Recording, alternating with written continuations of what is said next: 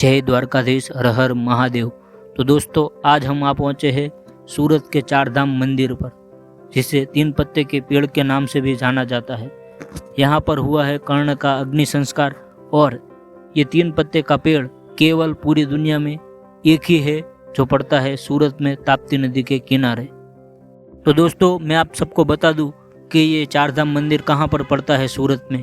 तो दोस्तों, ये मंदिर पड़ता है ताप्ती नदी के किनारे अश्विनी कुमार के पास।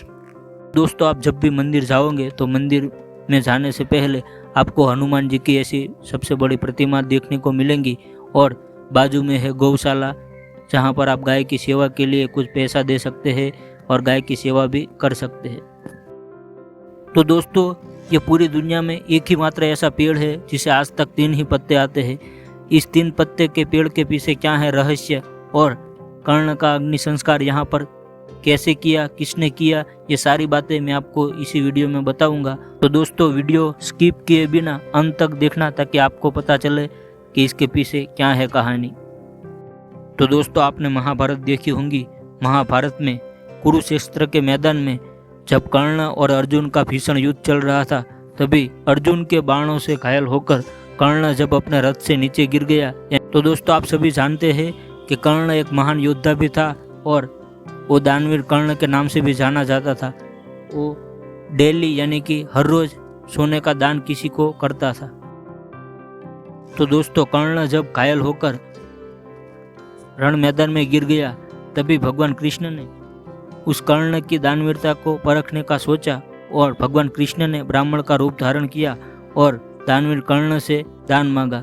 तभी घायल अवस्था में पड़ा कर्ण, उस समय उसके पास दान देने के लिए कुछ भी नहीं था, केवल उसके मुंह में एक सोने का दांत था। तो कर्ण ने कहा कि हे ब्राह्मण, तुम वो पत्थर उठाकर मुझे दो, मेरे मुंह में जो सोने का दांत है वो मैं आपको देता हूँ। दोस्तों, फिर ब्राह्मण ने यानी कि कृष्ण भगवान ने पत्थर उठाकर दिया, और कर्ण ने अपने मुंह पर मारा और सोने का दांत निकाल कर दिया। तभी ब्राह्मण यानी कि कृष्ण भगवान ने कहा कि ये सोने का दांत तो रक्त से बिगड़ा है, मैं इसे ब्राह्मण होकर मैं इसे कैसे लूँ। तभी कर्ण ने गंगा को प्रकट किया, और माता गंगा के नीर से यानी कि गंगा के पानी से साफ कर कर वो सोने का दांत उस ब्राह्मण को दिया, यानी कि कृष्ण भगवान को दिया। कर्ण की ऐसी दानवीरता देखकर भगवान कृष्ण कर्ण से प्रसन्न हुए और कर्ण को एक वरदान मांगने को कहा। तभी कर्ण ने कहा कि मेरा जन्म एक कुंवारी माता की कोख से हुआ है, मेरा अग्नि संस्कार भी कुंवारी भूमि पर करो, जहाँ पर कोई पाप ना हुआ हो, किसी भी मनुष्य या प्राणी का पैर तक ना पड़ा हो। तो वो तो भगवान कृष्ण थे, तीन लोक के मालिक थे। उसने तुरंत नजर की और पूरी सृष्टि को देखा, तो सूरत के ताप्ती नदी के किनारे एक सोए के नोक के बराबर थोड़ी सी कुंवारी भूमि मिली। वहाँ पर भगवान कृष्ण ने अपनी हथेली में रखकर कर्ण का अग्नि संस्कार किया।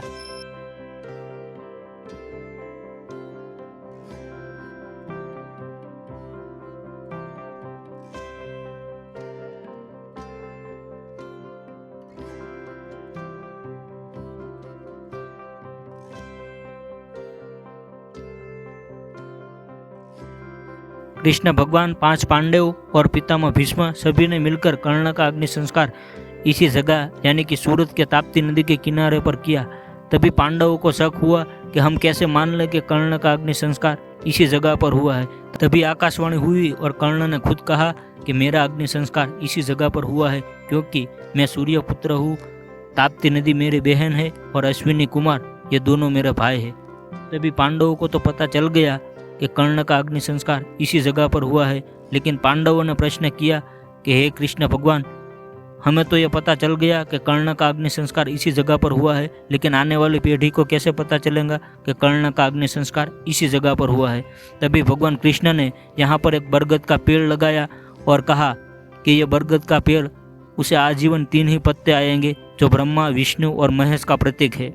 तो दोस्तों, आज इस घोर कलयुग में भी ये बरगद का पेड़ यानी कि 5000 साल पुराना है, जो स्वयं भगवान कृष्ण ने लगवाया है, और आज तक इसे तीन ही पत्ते आते हैं। चौथा आता है तो तीसरा ऑटोमेटिक ही नीचे गिर जाता है।